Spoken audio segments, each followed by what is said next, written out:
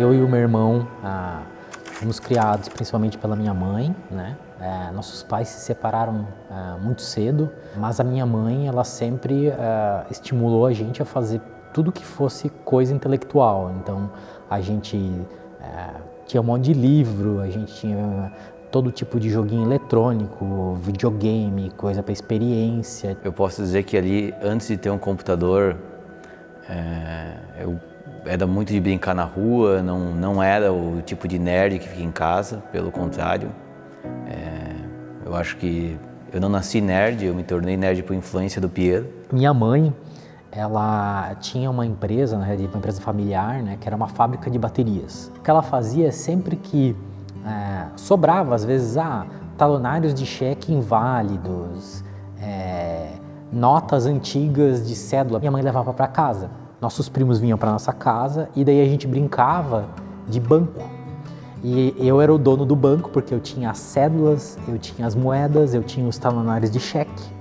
E o Jeff era o nosso bancário que ficava lá atendendo a galera e abrindo as contas. Nos reunimos aí na casa da minha tia, né, a mãe do Piero e do Diego, e lá se reuniam praticamente 20 primos, né? E a brincadeira que a gente fazia normalmente era montar uma cidade, assim. Então cada um dos primos ele ficava responsável por alguma coisa, né? Um fazia venda de alimentos, outro fazia venda de carrinhos, tinha aqueles carrinhos que a gente andava pela calçada assim. Enfim, cada um fazia uma coisa. E eu e o Piero e o Diego, a gente sempre era o banco da cidade. Brincava de empresa, muito, muito. E um era o bancário e o outro era o empresário. Os três, né? Sempre aquele grupinho, assim, do mesmo tipinho. Levavam muito a sério as coisas desde criança. E a cada 15 dias, nós tínhamos um domingo com o meu pai. E o meu pai, o que ele fazia nessa época, ele era um técnico eletrônico da Sharp. Então, a gente ia para a casa dele.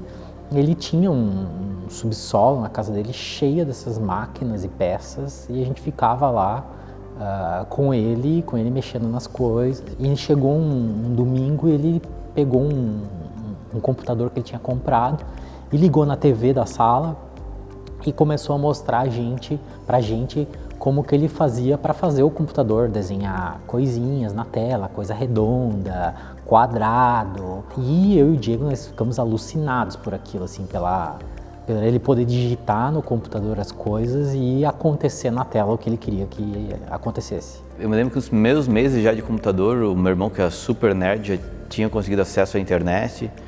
E eu me lembro muito bem de uma cena, eu do lado dele, como é muito comum ficar lá quietinho, né, um menor olhando ele mexendo no computador lá, e ele dizendo, eu estou acessando aqui informação de um site na Rússia. Eu olhei assim, como assim na Rússia?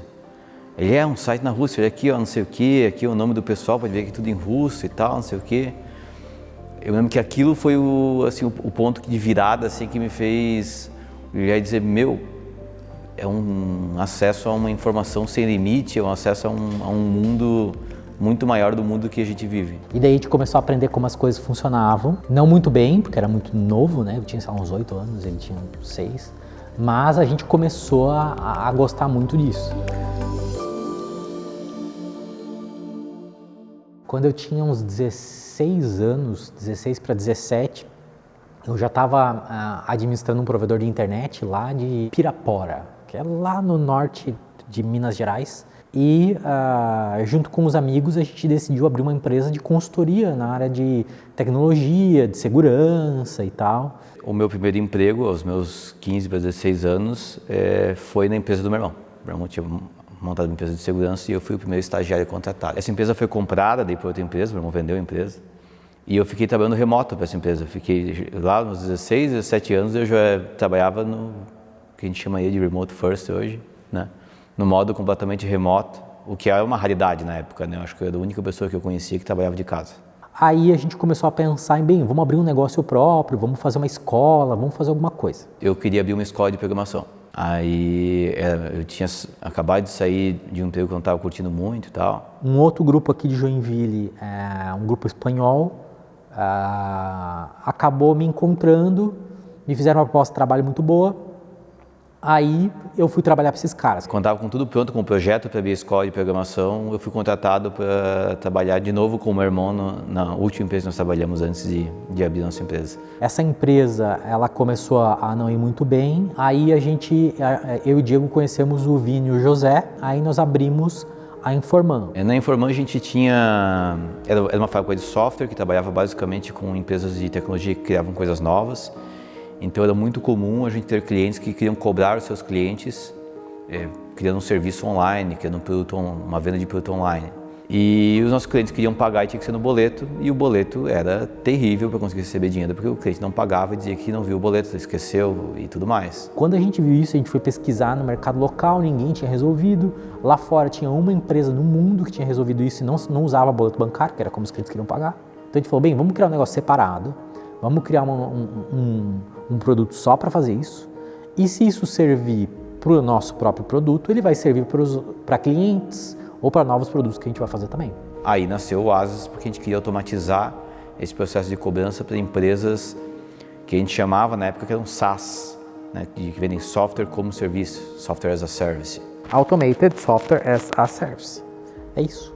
E aí, claro, depois a gente achou bem mais bonito dizer que Asas tem a ver também com dar asas para os empreendedores, né? Mas nasceu mesmo porque a gente queria automatizar empresas de software como serviço, como a gente.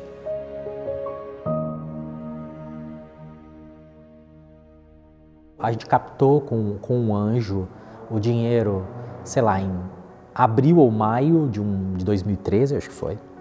E chegou em outubro, novembro de 2013 e a gente não conseguia fazer o negócio tracionar, não conseguia fazer o negócio vender.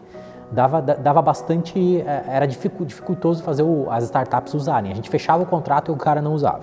A gente concluiu que o que a gente precisava fazer era fazer o Wizard, que é aquele negocinho de 4 passos. E eu vim com aquela ideia desenhada de São Paulo, que eu falei com um cara muito inteligente lá, e ele deu essa ideia de repente, fazer um negócio para criança, assim. E daí eu desenhei e tal, vim com aquilo, e eu virei pro Fernando, pro Chagas, e falei, Chagas, a gente precisa fazer esse troço, velho. Esse produto que nós tínhamos na época, ele era um pouco diferente do que nós temos hoje, porque ele precisava de uma integração. Então, os nossos clientes, eles precisavam ter um sistema que integrasse com esse nosso produto na época e aí sim ele teria acesso a todas as funcionalidades. E eu lembro que a gente foi perguntar pro Chagas, quanto tempo pra gente fazer essas 4 telas desse Wizard? Ele disse, cara, vai ser uns 2, 3 meses pra gente fazer isso daí. Aí eu falei, mas Chagas, cara, são 4 telas, velho. São 4 telas. Por que leva tanto tempo assim? A tecnologia que foi utilizada para construir ele, ela não era muito amigável. Então, tudo que a gente queria fazer acabava demorando muito, né? Acabava tendo um custo muito alto, qualquer intervenção que a gente quisesse fazer nele. Eu virei para eles e falei, cara, vamos começar tudo de novo? Porque assim, olha, eu sei programar, o Diego sabe programar, tu sabe, ele sabe. Nós estamos aqui em 4, 5 pessoas que sabem programar. Não é possível que a gente, em um mês, não faça isso aqui que o cliente precisa. Não é possível. Eu lembro assim que o Chagas arregalou o olho, eu arregalei o olho. Isso era uma sexta-feira, né? Aí passamos o final de semana lá, fizemos churrasco, conversamos mais um pouco, tomamos cerveja. Chegou na segunda de manhã, o Diego veio e falou, vamos fazer. E fazer do zero Asas com um princípio básico de entrega. O cliente tem que pensar que ele está no McDonald's drive-thru. O que acontece para comprar um hambúrguer no drive-thru do McDonald's é o que tem que acontecer para o cara gerar uma cobrança no Asas. Ele tem que nem perceber, ele conseguiu usar o Asas e gerar uma cobrança. E todo dia, no momento que a gente acordava, no momento que a gente ia dormir, a gente estava programando. Fim de semana, aquela semana do Natal, o pessoal de férias, festas, virada, a gente passou esse período todo programando mesmo, construindo o produto. Chegou no dia 31/12, que era o dia do Réveillon, 11h50 da noite, e tem o último commit, que acho que era o meu, inclusive. A gente começou a programar no dia 13 de dezembro, no dia 13 de janeiro a gente lançou. De maio de 2013 a dezembro de 2013, a gente tinha 5 clientes, R$100 de faturamento por mês. De 13 de janeiro a 13 de fevereiro, a gente conseguiu 43 clientes que faturaram algo em torno de uns R$2.000. A gente faturou. Então, tudo que a gente fez em 7 meses, a gente fez em dias, quando a gente acertou. E aí a gente encontrou o mercado cliente e tinha que terminar o produto. Após o lançamento inicial do produto, né, aquela primeira fase ali em janeiro, e a gente precisava muito de um dev front-end. A gente tinha muita coisa para fazer, então eu estava tentando fazer tudo, mas a gente percebeu que era necessário ter alguém focado em front-end. E foi aí que a gente falou com a Pan. Quando eu cheguei aqui em Joinville, então em fevereiro, a entrevista, o Chagas que me entrevistou, ele me passou o endereço da sede lá no Iririú. Então, para mim, que nova na cidade, não conhecia ninguém e eu não tinha smartphone, para mim já foi um desafio encontrar esse endereço, mas deu tudo certo.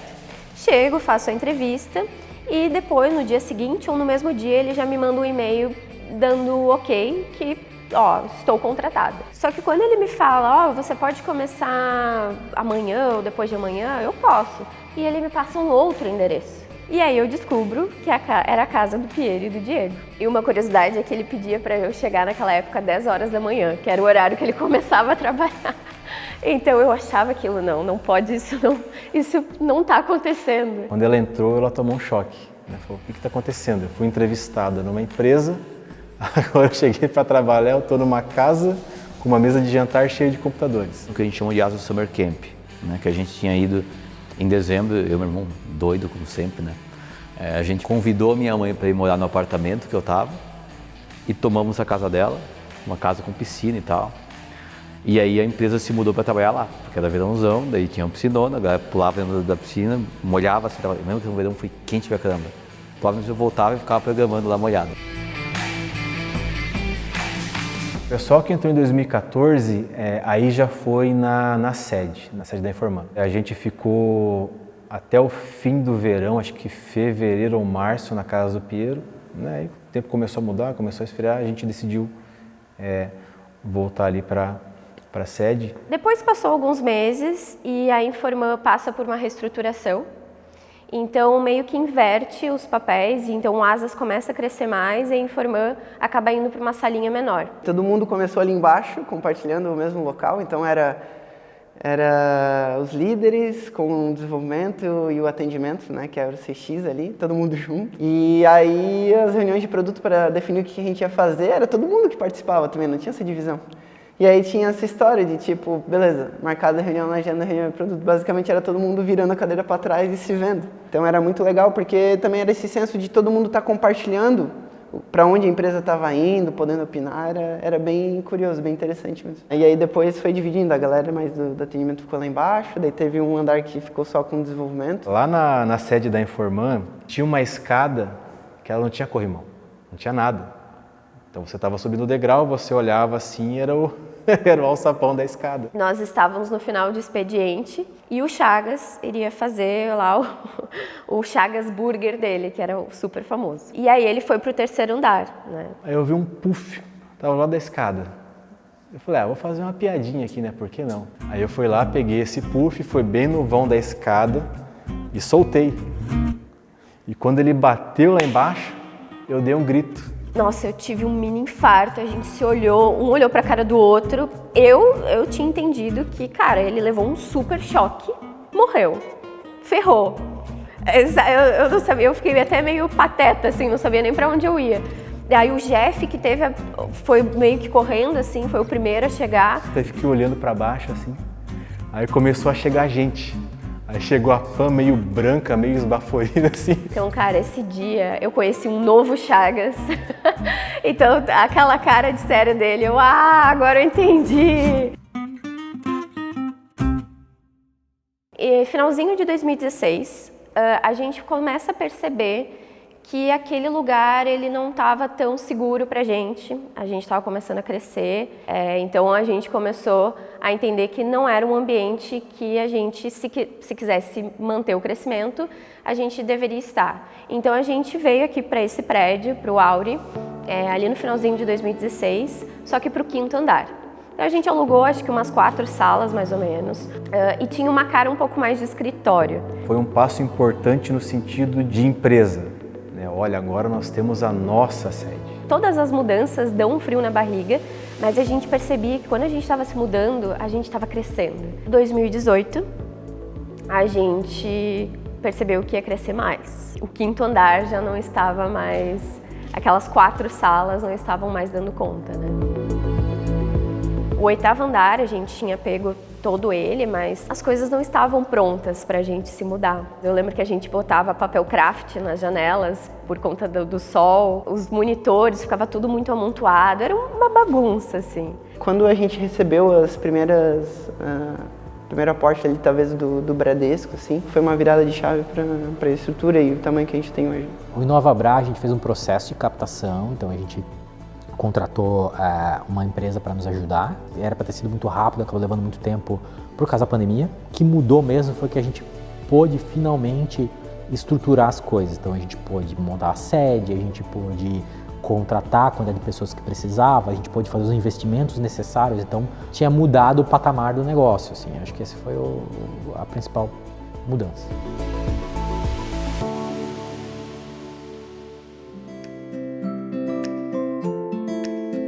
O Piero, junto com os outros diretores, comentavam de vez em quando de repente a gente ter um mascote. Até que um dia o Piero me chama de canto assim: Pamela, eu contratei alguém para te ajudar. Ela chega amanhã, o nome dela é Azinha e ela tem 6 meses. E aí ele me explicou que ela chegou, que a esposa dele, a Renata, encontrou ela na rua. Então ela cogitou em levar ela, mas acabou voltando para casa. Só que quando ela chega em casa, a Azinha seguiu ela e ela estava no portão da casa do Piero e da Renata. Aí ela virou para mim e falou: olha, vou ter que botar esse cachorro para dentro. Não vou deixar ele aqui, não vou. Ele quer entrar aqui. Aí a gente tinha o problema que a Azinha tinha uns pega-rabo com a Aisha, que é a nossa fêmea, que já é mais idosa. A gente tinha aberto a sede inteira aqui. E a sede era muito grande e ela ficava muito vazia. E ela não tinha nome e ela era muito queridinha, era de boa e tal. Aí um dia eu peguei e falei: quer saber, eu vou levar ela pra empresa. Só peguei, trouxe ela e falei: olha, tá aqui, a chamazinha. Cara, a galera ficou enlouquecida. Quando eu peguei ela pra passear e deixei na sala onde eu costumava ficar, nossa, ela me lambia, me beijava e pulava em cima de mim. E aquilo já me arrepiei toda. Eu pensei: cara, o que é isso? Eu nunca tinha experimentado esse amor de um animal, assim. E aí, com o início da pandemia, onde todos foram para casa, então, isso depois de 6 meses, 7 meses que ela chegou no Asas, a pandemia começou e aí ela foi para minha casa. Então, hoje eu sou a tutora dela, ela mora comigo desde 2020 e é o meu xodó. Ela mudou realmente a minha vida, assim.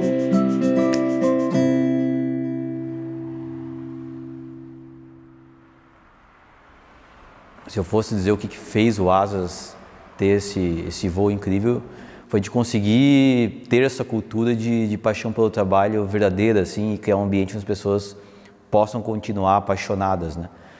É desafiador, né? Foi desafiador todos esses anos e vai continuar sendo desafiador nos próximos anos, mas é o mundo que a gente sempre quis viver. A gente quer ter um ambiente de trabalho que a gente continue apaixonado pelo que está fazendo e que as pessoas que estão com a gente estejam apaixonadas.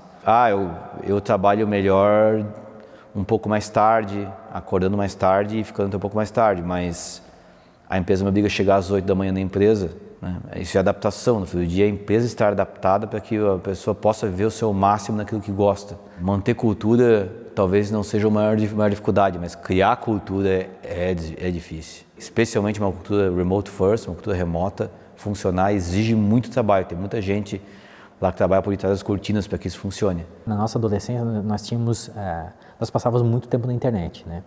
E a gente acabou operando uma rede de chat na internet. E quando a gente começou a montar o Asas, a gente começou a perceber que ia ser um negócio que não dava para funcionar num lugar só, a gente passou a lembrar muito da nossa época de internet, que a gente tinha que fazer centenas de pessoas trabalharem juntas para fazer algo que servia milhares de pessoas pela internet, sem conhecer essas pessoas ao vivo. Criar uma cultura forte online, se você entende os problemas que isso gera, torna ela mais forte do que só falar vamos todo mundo ficar no mesmo lugar.